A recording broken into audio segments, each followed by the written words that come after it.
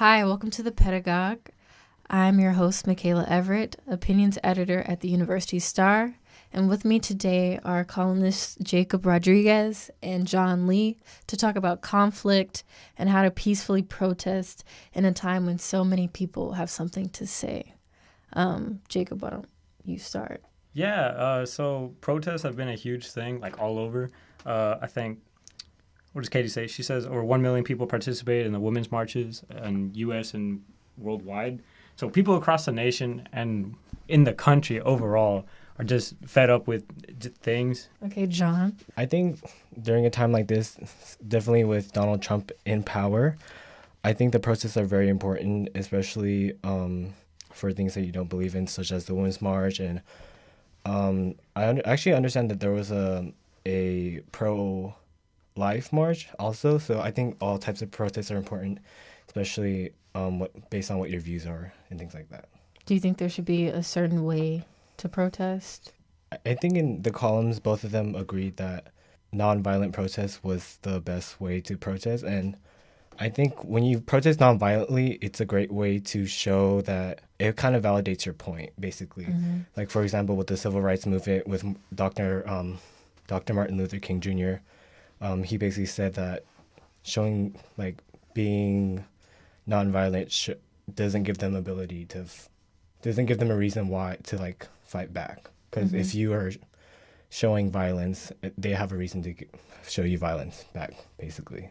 So, Jacob, what do you think should happen? Like, say you're at a protest and the police start, I don't know, hitting people with sticks or whatever police do, and things get violent. Is it justified then if violence is enacted on them?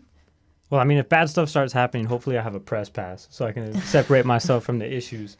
But if there's just violence, I think the groups involved, it's difficult to do it just because the women's marches is very inclusive.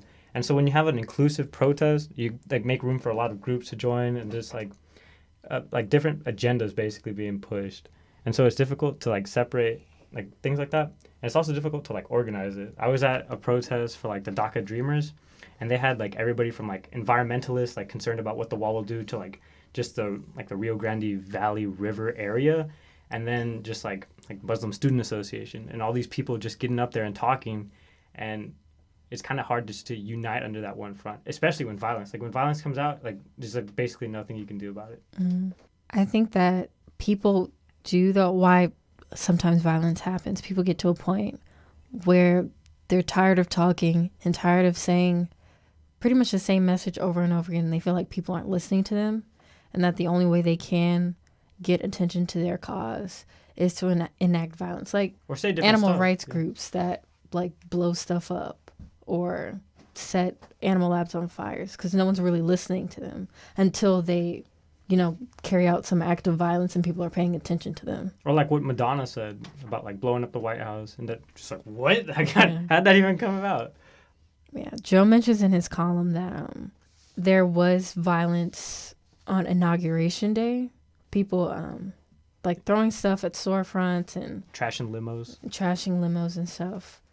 Do you think that somehow validated Trump supporters and Trump himself with his arguably, no, it was hateful speech that he gave on Inauguration Day? Well, you didn't see Trump supporters actively going out and just causing a ruckus. You saw the people that were very against Trump and against his administration doing that stuff.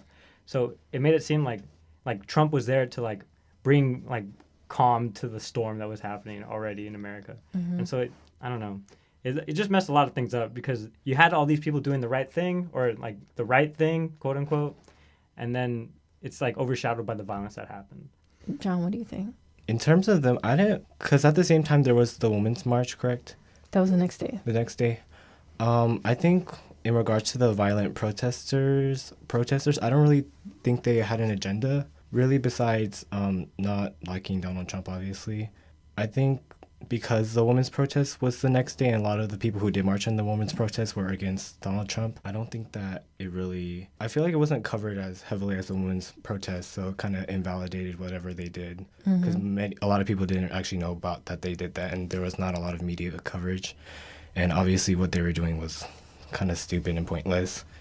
And so I really don't think it matters that much per se. I mean, no, they shouldn't have been doing it because no one really saw it or no one really cared, really.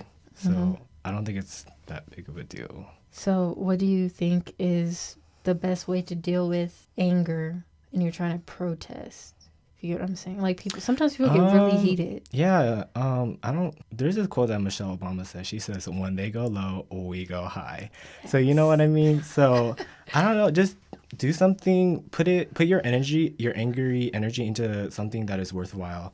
Write a column, start a blog, go out and protest, do something. Just make sure that there is a point to it and that the message can be conveyed in a non-violent way. So that way it will validate whatever you're trying to say, and people will hopefully actually listen. And if they don't listen, you just have to find a different way to show them. Sweet. Thank you. That's all for today. This is Michaela signing out.